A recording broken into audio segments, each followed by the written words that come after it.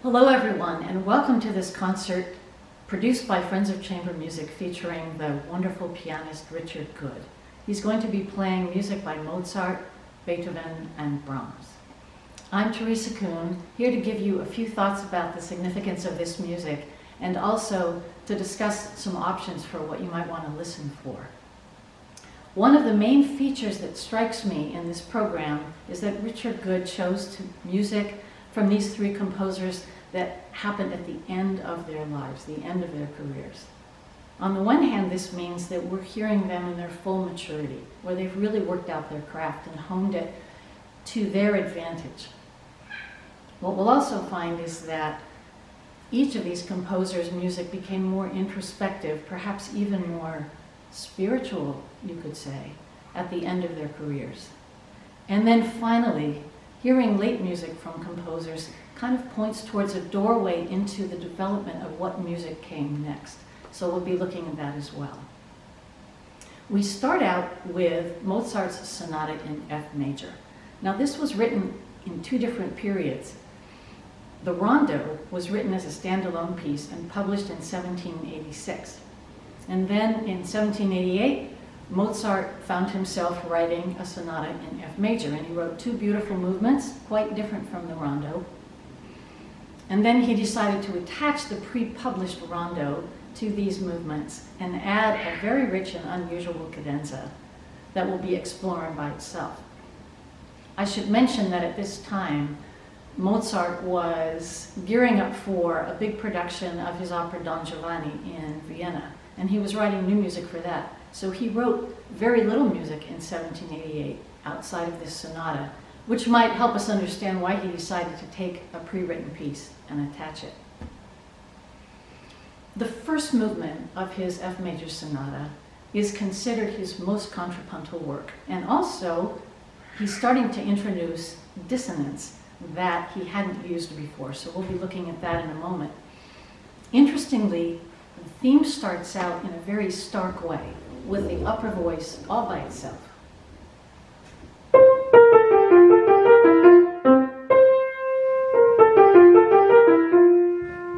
And soon the lower voice answers that.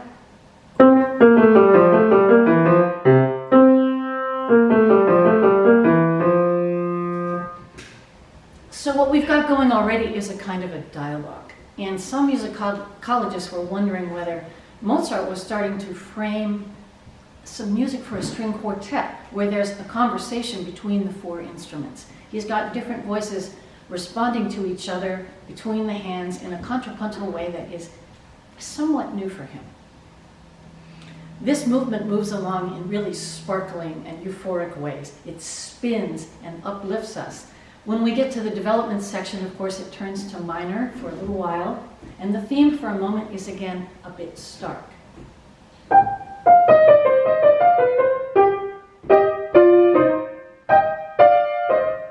And the left hand answers.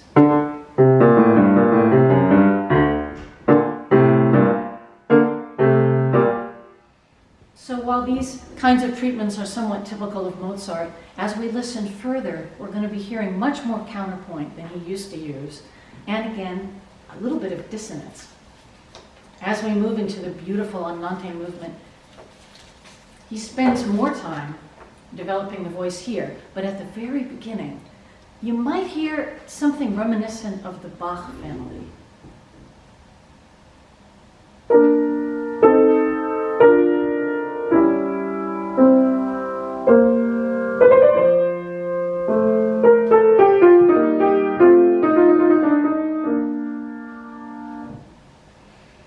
But he doesn't stay in this kind of slow, quiet mood for very long. He begins something that is often called a process of increasing animation. The music ripples, the music layers, the music responds to itself in ways that are increasingly complex. And eventually, we come to a series of suspensions that have been talked about for, well, at least 100 years after Mozart wrote the piece. I'm not going to go into what a musical suspension is, but for those of you who aren't musicians, I think it's easy to hear the increasing suspense in this section. There's a theme in the right hand, it's answered in the left, and then the left hand takes the lead, the right hand follows. They overlap each other, responding back and forth. There's also an increasing amount of dissonance here that's really surprising for Mozart.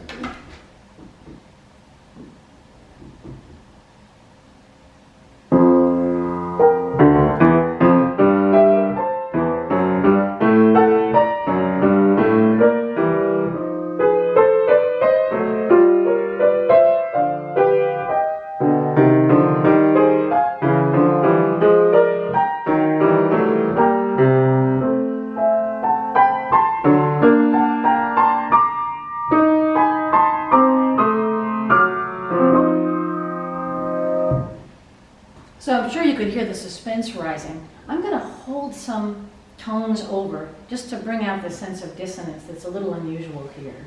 At one point we have this, with this, followed by this, and then,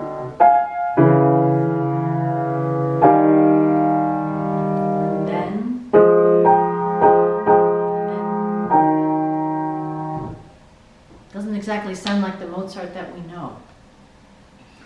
So this movement becomes increasingly complex and finally lands us at the pre-published rondo.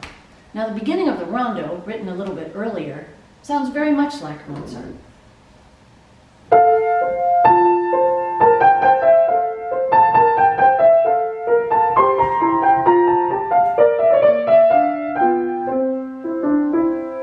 I think we're used to hearing that delightful Mozart sound. And of course, when it goes into the minor, there's a nice development here.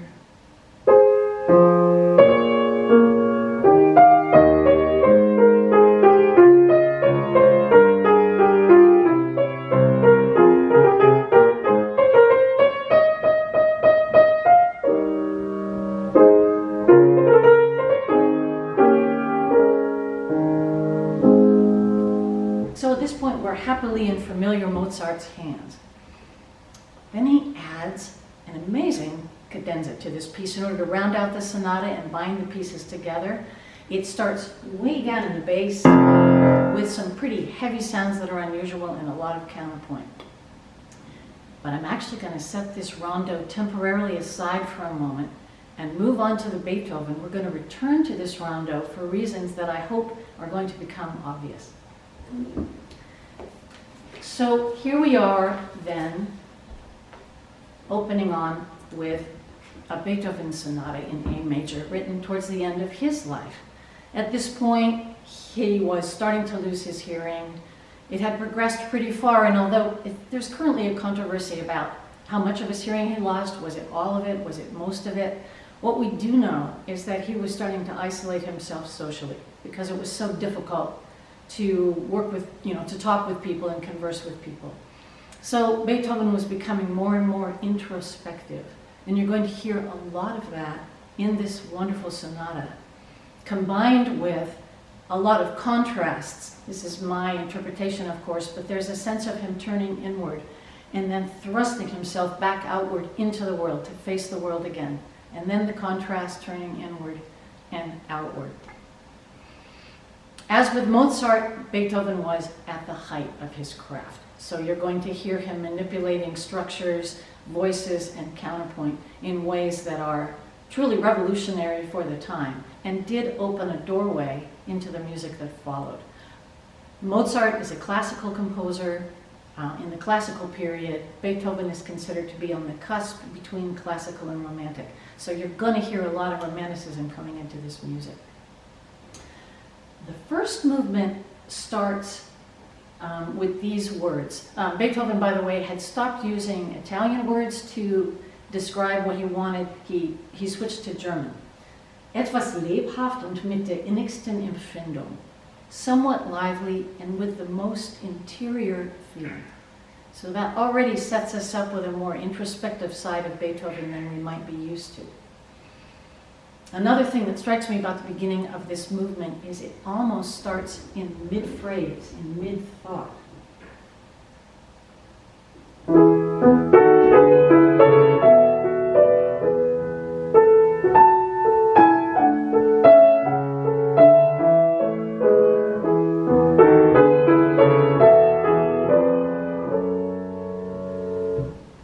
of contemplation here, a sense of reflection, some say maybe even a sense of pleading a little bit. He then moves this theme into the bass, and there's some interesting syncopation that comes into the upper voices.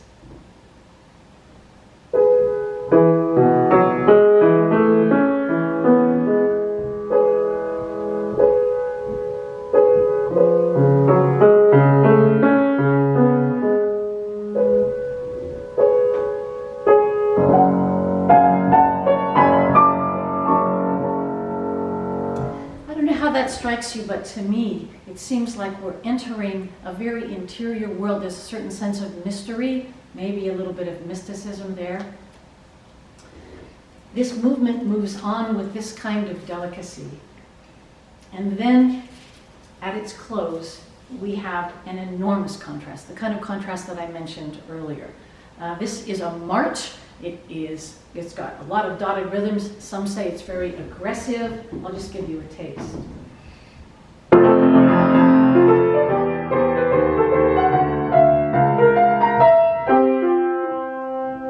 I'm going to let Richard Goode handle the rest of that, but it really thrusts into us with a lot of assertiveness, a lot of angularity. On the other hand, I also find this movement to be very, very exuberant, a sense of really stepping out into the world and expanding there. So it is a refreshment in a way after the interior quality of the first movement.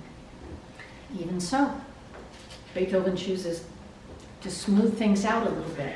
Things get a little bit calmer in this section.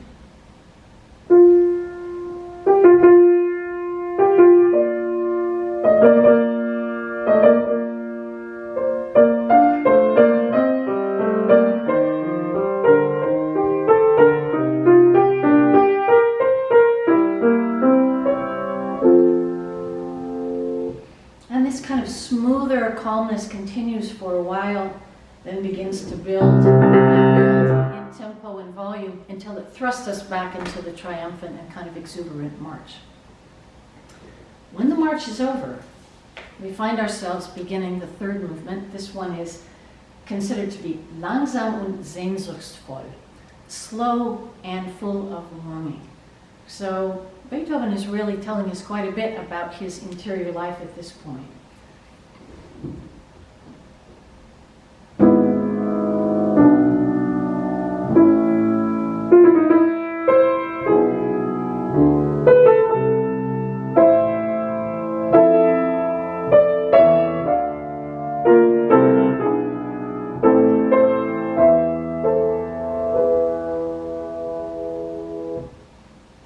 Delicacy, this longing, proceeds for really quite a short time until it gradually moves us into the opening theme from the first movement.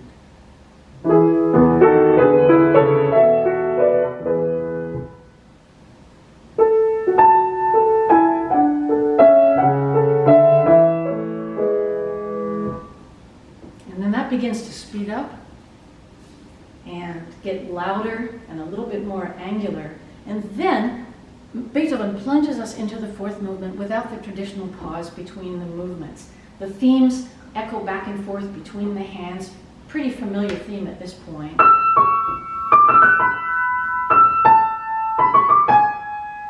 And the left hand answers.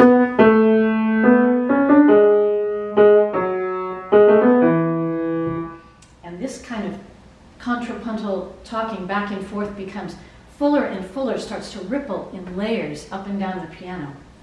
And then there is a little bit calmer section here towards the end.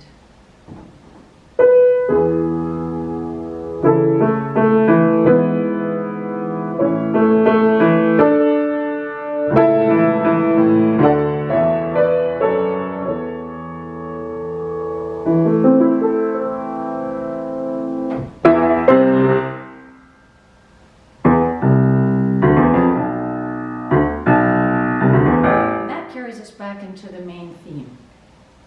But this material I just now played for you called to mind for me some material in this very unusual cadenza that Mozart had added to his rondo. So we're going to go back to the part of the rondo that I had left hanging for a moment. And I admit I'm going to be coloring outside the lines here. But it's in the service to exploring the wonderful taste that Richard Goode used in putting these two pieces next to each other. I'm going to be playing part of the cadenza from Mozart's Rondo, combined with some of the material towards the end of Beethoven. I'll be cheating because I'm going to move the Beethoven into Mozart's key of F major. We'll see if you can tell where the Mozart ends and the Beethoven begins.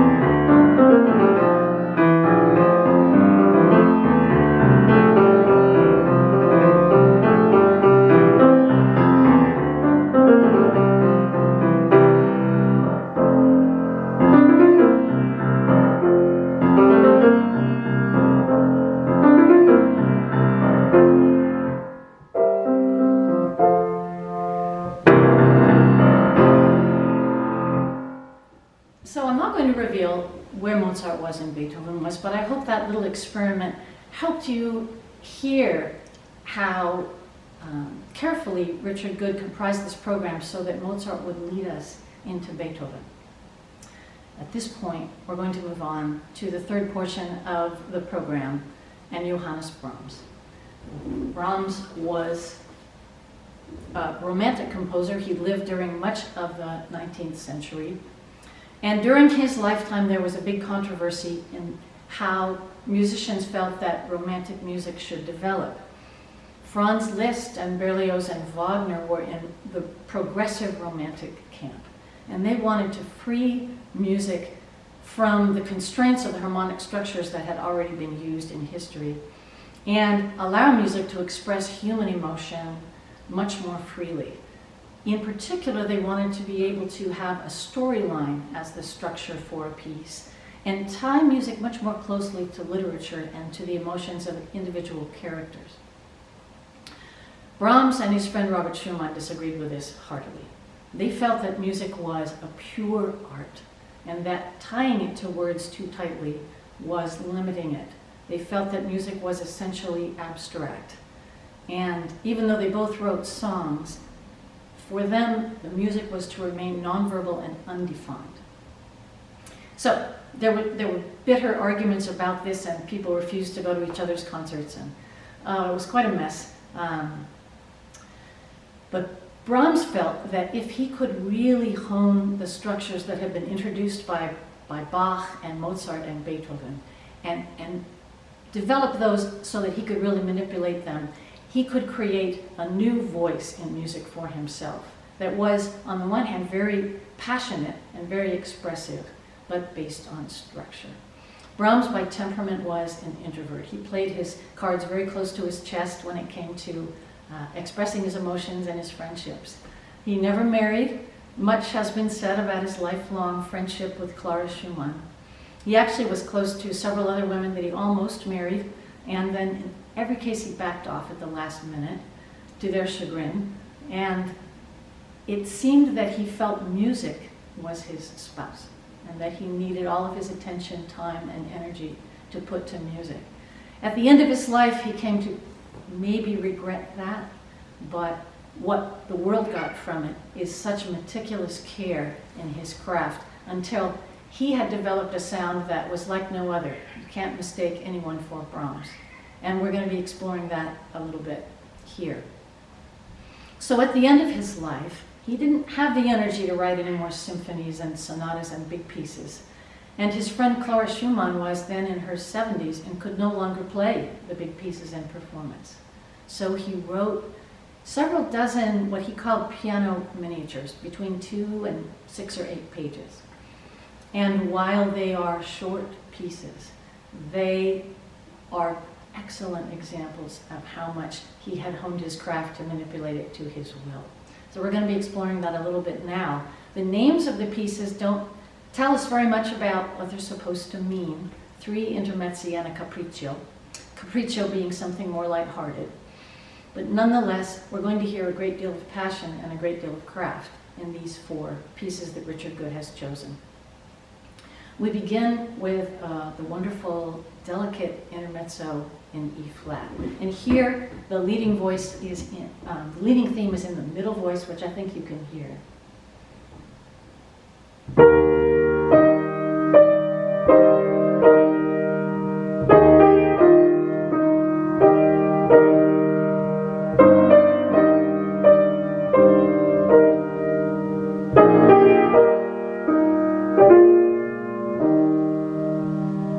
And then soon the theme moves to the left hand.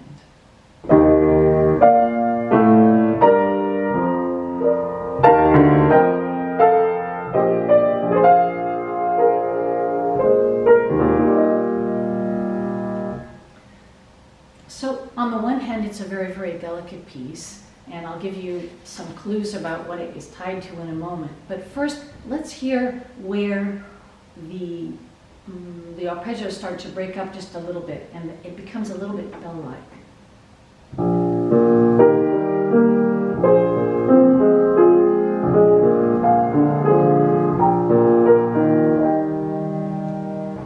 Now, to me, that starts to remind me of Brahms' famous lullaby that he had written many years earlier in the same key. So I'm going to play a little bit of the melody of the lullaby now, and then segue to this intermezzo and see if you can hear the similarities.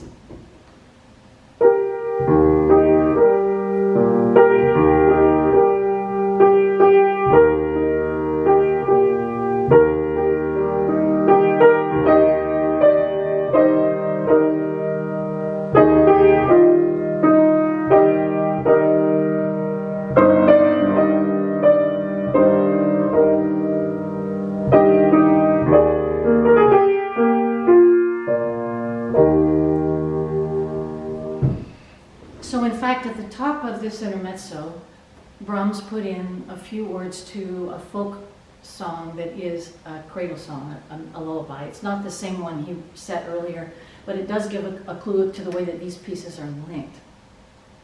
We're going to move on now to a wonderful contrasting piece, an intermezzo in only 2 pages. This is one of the intermezzos that's in A minor, although I have to say he spends almost no time in A minor.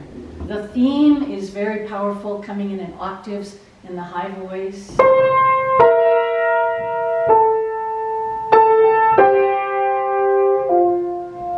And there are waves of arpeggios and harmonies crashing up from below. So again, I'm going to let Richard Goode tackle that one, but Brahms marks allegro non assai ma molto appassionato. Not too fast, but very, very passionate. It's just a 2-page piece, but a very rich kind of pouring out and welling up of sound. Again, it's me who said the music comes up in waves. That's not Brahms' idea. He didn't put a word or an idea to it like that. So see what you hear when Richard Goode plays it for you. I'd like to spend a little longer exploring the intermezzo in A major, the 3rd piece in the set.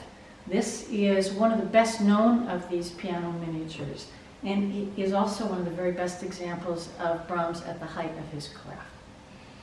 At the beginning, we have the theme in the high voice with some parallel harmonies underneath.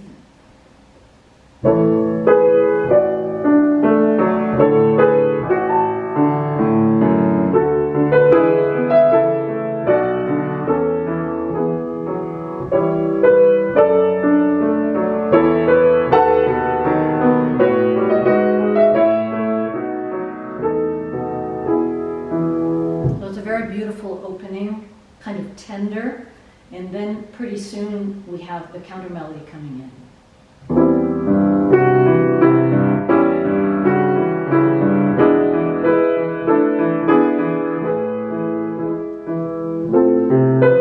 I should stop. It goes on from there.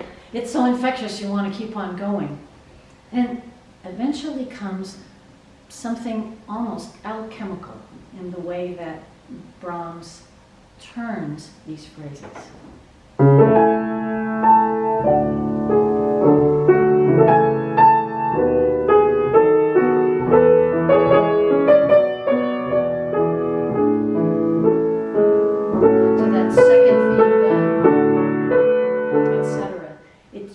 drawing us deeper and deeper into the ways that he is taking a melody, turning it into a harmony, responding to it with another melody, counterpoint becoming harmony. At this point, we come to a section that is, I think, deeply reflective, a kind of a pause to reflect on how far we've come. The main theme is up in the right.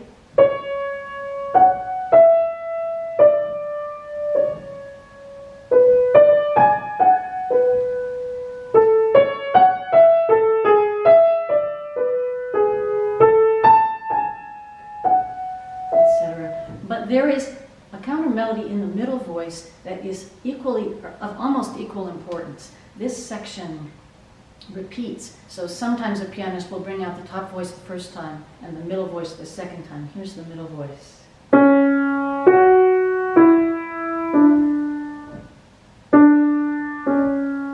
And that goes on from there. So together they sound something like this. I'll just play a little portion.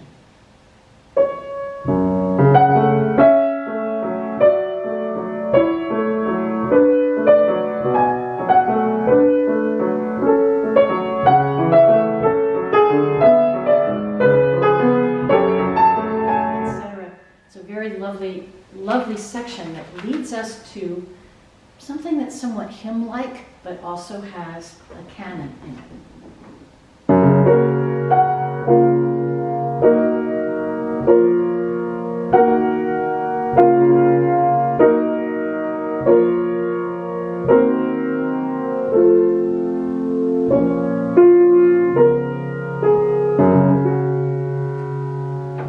This really leads us to the heart of the matter, where we've got layers of themes coming in. In this next, most dramatic section, the power is given to the middle voice with responses on the outside.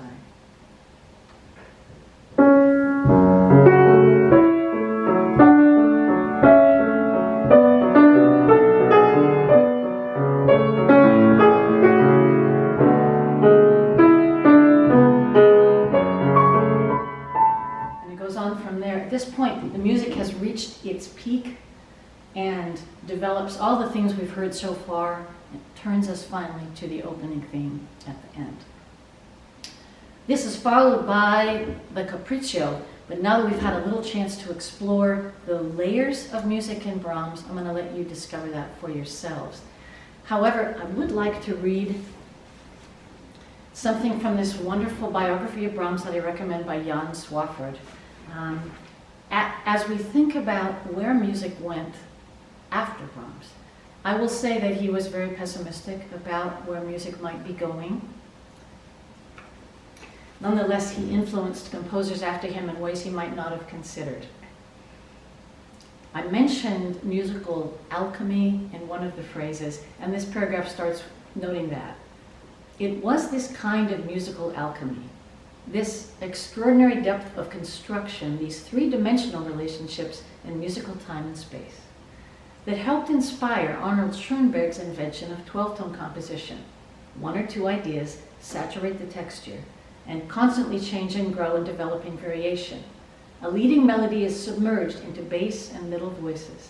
Melody and counterpoint create harmony. Even though Brahms willfully planted his feet in the musical language of his world, his class, his century, in this kind of craftsmanship, at once traditional and innovative, we find the genius Schoenberg named Brahms the Progressive. And with that, I'll close, and thank you so much for listening. Again, I'm Teresa Kuhn, and I welcome you to sit back and enjoy the rich musicality of Richard Goode's playing. And then please stay tuned afterwards for a question and answer session with Executive Director of Friends of Chamber Music, Pat Zagalo, and Richard Goode. Thank you.